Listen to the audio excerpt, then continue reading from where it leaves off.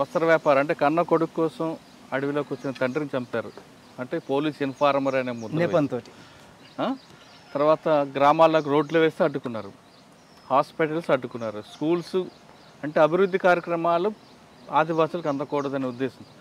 ఉద్దేశం అది కాదు, పోలీసులు లోపలికి వస్తారు, పార్టీకి ఇబ్బంది అవుతుంది అనే ఉద్దేశంతో దానికి మీరు పూర్తి వ్యతిరేకం. దాంతో పార్టీకి చెప్పి మరీ వచ్చారు. వచ్చిన తర్వాత అరెస్ట్ అయ్యారా, సరెండర్ అయ్యారా?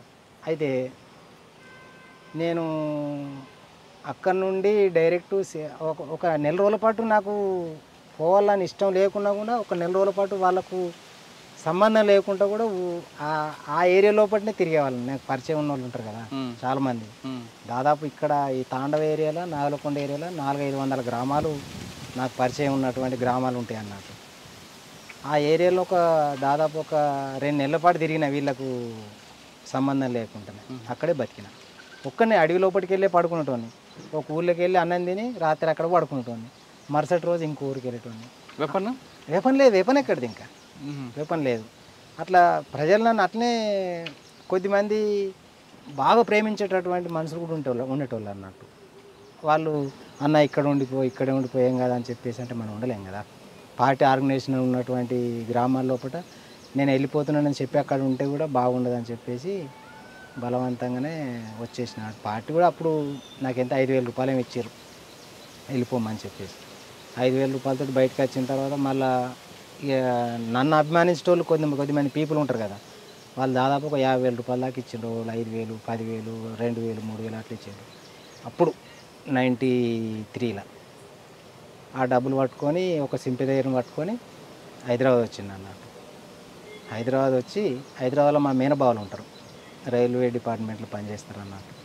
వాళ్ళ ఇంటికి పోయి ఒక 2-3 నెలల పాటు ఉన్నాను అన్నట్టు. ఉండి మా ఊరు లోపల నాకు 1 ఎకరం భూమి ఉంటుంది. తర్వాత అప్పుడు మా తల్లిదండ్రులు సంపాదించినటువంటి ఒక 4-5 తులాల బంగారం ఉంటుంది, ఒక 30,000 రూపాయలు ఉంటాయి అన్నట్టు. అవన్నీ కలెక్ట్ చేసుకొని ఆ డబ్బుతోటి వేరే రాష్ట్రానికి ఎక్కడన్నా జీవించుదామని చెప్పేసి అనుకున్నాను అన్నట్టు. ఆ ప్లాన్ తోటి ఒక 2-3 నెలల పాటు హైదరాబాద్లో ఉండిపోయాను ఎవరికి తెలియకుండా.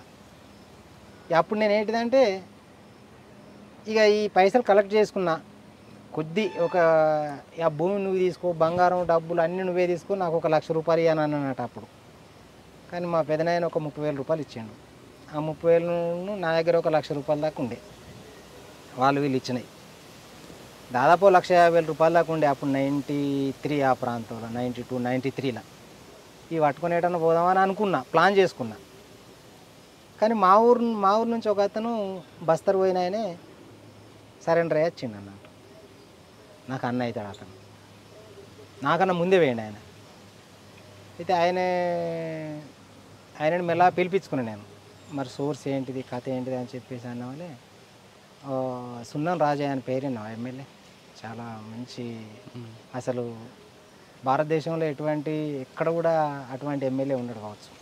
ఇప్పుడు కూడా రిక్షా మీద ఆటోలో వెళ్తాడు. ఒక్కోసారి నేను మీడియాలో చూసిన, అసెంబ్లీకి ఆటో రిక్షాలో పోతుంటే సెక్యూరిటీ ఆఫ్ చేసిండ్రు. అటువంటి చరిత్ర. ఇప్పటికి సైకిల్ మీద తిరుగుతాడు. అవును. ఆ సున్నం రాజయ్య దగ్గరికి పోయి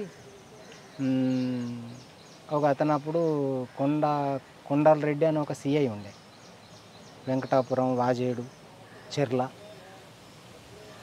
ఈ సున్నం రాజయ్య ద్వారా ఆయనను కలిసినాం అన్నట్టు. ఈ మా సరెండర్ అయిన మా బ్రదర్ తోటి కలిస్తే ఆయన హామీ ఇచ్చిండు అన్నట్టు, నీకు కేసులు పెట్టాము, జైల్లో పెట్టాం, ఇప్పుడు రీహాబిలిటేషన్ స్కీమ్ ఉంది కదా అని చెప్పేసి ఆయన హామీ ఇచ్చిన తర్వాత పోయినాం అన్నట్టు ఆయన దగ్గర. చెర్ల అనే ప్రాంతాన్ని, భద్రాచలం దగ్గర చెర్ల. అక్కడ పోయిన తర్వాత ఇక కూర్చొని పర్ణశాలకు తీసుకుపోయాడు. ఆడ గెస్ట్ హౌస్ ఉంది, ఆడ కొద్దిసేపు మాట్లాడినాం. సరే నువ్వు వెళ్ళిపో, ఇక్కడనే ఉండు, 2-3 రోజుల దాకా నేను అరేంజ్ చేస్తా అని చెప్పేసి అని వదిలిపెట్టిండు. ఇక ఆయనే ఉన్న తర్వాత అక్కడ ఖమ్మం ఎస్పీ తోటి మాట్లాడినట్టున్నది. మాట్లాడితే లేదు సరెండర్ అయినా ఏదైనా జైల్లో పెట్టడం అని చెప్పేసి ఆయన మాట్లాడినట్టున్నది అక్కడ ఎస్పీ. అయితే ఇక్కడ వద్దా అని చెప్పేసి ఇంటెలిజెంట్ల వాళ్ళ తమ్ముడు ఒక అతను కొండారెడ్డి అని, వెంకటరెడ్డి అని ఒక అతను సిఐ ఉంటాడు అన్నట్టు. అప్పుడు ఇంటెలిజెంట్లో పనిచేస్తాడు. అయితే ఆయనకు ఫోన్ చేస్తే సరే అప్పుడు అరవిందరావు ఉండే ఇంటెలిజెంట్లా, అవును. అరవిందరావు డీజీ ఉండే, ఆయన దగ్గరికి తీసుకుపోయినాను. తీసుకుపోతే అప్పుడు ఇంటెలిజెంట్ వాళ్ళతో ఇంటర్వ్యూ చేసి మళ్ళీ నన్ను అక్కడికి విశాఖపట్నం పంపించారు. అప్పుడు సంతోష్ మేర new recruitment SP IPS Santosh మేర దగ్గర సరెండర్ చూపించాను అన్నట్టు. చూపిస్తే అక్కడ నుండి తిరిగి అప్పుడు గ్రామానికి ఎంటర్ అయినాక ఇంకా అప్పటి నుంచి ఇలాగే ఉన్నారు. కానీ అప్పట్లో కూడా 92, 93లో పార్టీ కూడా కరీంనగర్లో చాలా స్పీడ్గా ఉంది కదా. నేను ఉన్న ప్రాంతానికి అప్పుడు లేదు, కానీ కరీంనగర్లో ఉంది కానీ మా ఊర్లో ఆర్గనైజేషన్ అప్పుడు కానీ మీరు మళ్ళీ అటువైపు వెళ్ళడానికి ఇష్టపడలేదు. కానీ పోలీసులు నిర్బంధాలు అప్పుడు లేవు. ఉన్నాయి. నన్ను అప్పుడు తిరుపతి రావని ఒక ఎస్ఐ ఉండే, అప్పుడు బాగా హరాజ్ చేస్తున్నాడు మా ఊర్లో. హరాజ్ చేస్తుంటే నేను డైరెక్ట్ అప్పుడు ఎస్పీ మీరు ఇప్పుడు కూడా ఉన్నాడు ఆయన, ఏబి వెంకటేశ్వర అని పేరు విన్నారా? సస్పెండ్ చేసిరు చూడ. అవును, ఆంధ్రాలో ఉన్నాడు. అయితే ఆయన అప్పుడు ఇక్కడ పెద్దపల్లి ఏసీబీగా పనిచేస్తున్నాడు. అప్పుడు కొత్తగా ఐపీఎస్ అతను ట్రైనింగ్ ఎస్పీగా పనిచేస్తున్నాడు. ఆయన దగ్గరికి పోతే ఇక ఏం లేదు మంచిగా ఉండు ఐదు అని చెప్పి ఆయన మంచిగానే మాట్లాడేవాడు. ఆయన కానీ మంచి విలువ ఇచ్చేవాడు ఆయన. అంటే అప్పటి నుండి మీరు మామూలు సాధారణమైన జీవితం, ఇంకా వేరే పార్టీ వైపు వెళ్ళడం కానీ లేదు. అలా ఇంకా అసలు విషయంకి వద్దాం. పార్టీకి ప్రజలకి మధ్య నా దూరం ఎందుకు పెరుగుతుందంటే ఇప్పుడు పార్టీలోకి వచ్చేటటువంటి వాళ్ళు అన్ని వర్గాల నుంచి రిక్రూట్ అవుతారు.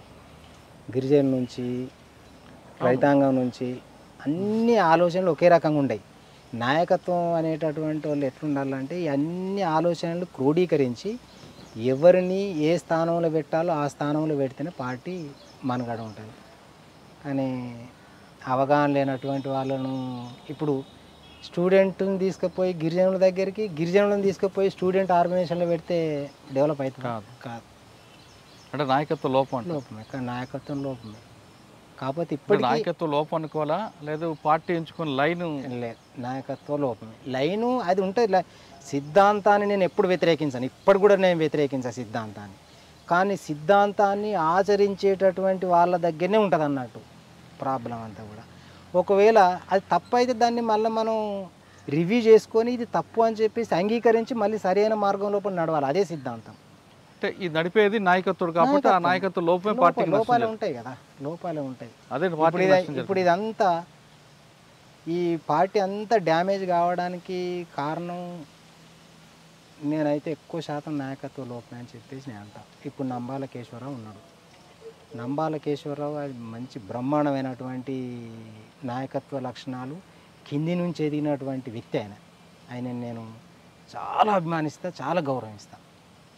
అప్పుడు ఎవరు నాయకత్వం లోపాలు ఉండవు. కానీ ఆయన ఏంటిదంటే ఇప్పుడు పైన ఉంటాడు, ఆయనే ఫారెస్ట్ మెంబర్. అప్పుడు నేను ఉన్నప్పుడు ఫారెస్ట్ సెక్రటరీ. కింద డివిజన్ స్థాయిలో ఉన్నటువంటి వాళ్ళు ఆయన చెప్పినటువంటి విషయాలు గైడ్లైన్స్ అన్నీ వీళ్ళు ఆచరణలో కూడా పెట్టాలి కదా, పెట్టకపోతే పార్టీ ఎక్కడ డెవలప్ అవుతుంది. అప్పుడు నాయకత్వం ఎవరు ఉండేవారు? అప్పుడు ఇక మేము బయటకు వచ్చే వీళ్ళే ఇక క్రాంతి రాణదేవు తర్వాత ఇప్పుడు ఆయన నంబాల కేశవరావుదే తప్పు అని అంటారు ఆయన వాళ్ళు. అప్పుడు ఆయన ఎంత మంచి మనిషి అంటే చాలా మంచి నాయకత్వ గుణాలు ఉన్నటువంటి ఆయన నంబాల కేశవరావు అంటే ఇప్పటికి కూడా ఉన్నాడు పాప. ఇప్పుడుగా పార్టీ సెక్రటరీ కావచ్చు ఆయన. ఇక ఆయన ఏ స్థాయిలో ఉన్నాడో ఇప్పుడు ముసలోడు ఆయన నడలేని స్థితిలో ఉండవచ్చు. కానీ ఆయన అంటే బ్రహ్మాండమైన నాయకత్వ గుణాలు ఉన్నాయి ఆయన దగ్గర. తర్వాత మీరు విభేదించిన క్రాంతి రణదేవ్ ఎన్కౌంటర్ చనిపోయినప్పుడు మీకు ఏమనిపించింది అంటే బాధ అనిపిస్తుంది. కానీ మనం చావును కోరుకోలేం కదా. ఒక వ్యక్తి ఎవరైనా మనకు ఆయన మన వర్గశత్రువు కాదు, మా మధ్యలో ఉన్నటువంటి మిత్రువైరుధ్యం అంతే. మా సిద్ధాంతం లోపల కూడా మిత్రువైరుధ్యము శత్రువైరుధ్యం అని ఉంటుంది అన్నట్టు. శత్రువైరుధ్యాన్ని ఒక రకంగా సాల్వ్ చేసుకుంటారు, మిత్రువైరుధ్యాన్ని ఒక రకంగా సాల్వ్ చేసుకుంటారు. మిత్రవైరుధ్యాన్ని మాటల రూపకంగా సాల్వ్ చేసుకుంటారు.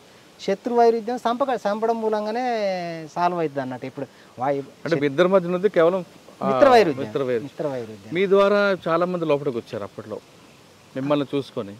చందా భూషణ్ అసలు మీకు ఎలా పరిచయం అయినా? మేము నాగలకొండ దళంలో ఉన్నప్పుడు నేను డాక్టర్ను. ఆయన కూడా డాక్టర్ అయ్యాడు కదా. నేను బయటకు వచ్చిన తర్వాతనే నా బాధ్యత ఆయనకు పోయిందన్న. నేను డాక్టర్ను ప్లస్ టీచర్ను దళంలో. తర్వాత స్టూడెంట్స్ తోటి మాట్లాడే బాధ్యత కూడా నాది అన్నట్టు అప్పుడు ఈ నావలకొండ దళంలో ఉన్నప్పుడు. కొయ్యూరు అనే ప్రాంతం లోపల వీళ్ళు అప్పుడు ఫస్ట్ రెసిడెన్షియల్ స్కూల్ అప్పుడు వీళ్ళతోటే స్టార్ట్ అన్నట్టు. మంచి డెవలప్డ్ అన్నట్టు అప్పుడు. మంచి A1 స్టూడెంట్స్ని తీసుకొచ్చి మెరిట్ స్టూడెంట్స్ని తీసుకొచ్చి ఆ రెసిడెన్షియల్ స్కూళ్ళల్లో జాయిన్ చేసేది అన్నట్టు.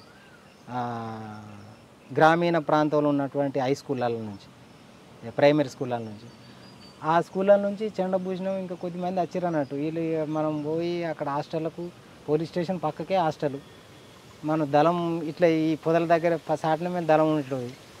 ఈ హాస్టల్కి పోయేది, నైట్ పూట హాస్టల్కి పోతే వీళ్ళు మా దగ్గరికి వచ్చేది అన్నట్టు. మేమంతా ఇక బాగా అప్పుడు క్లాసులు చెప్పేది, పాటలు పాడేది అన్నీ చేయడం మూలంగా ఈ మా మాటలకు, మా పాటలకు, మా ఆకర్షితులై వీళ్ళు రిక్రూట్ అయినారు అన్నట్టు అప్పుడు.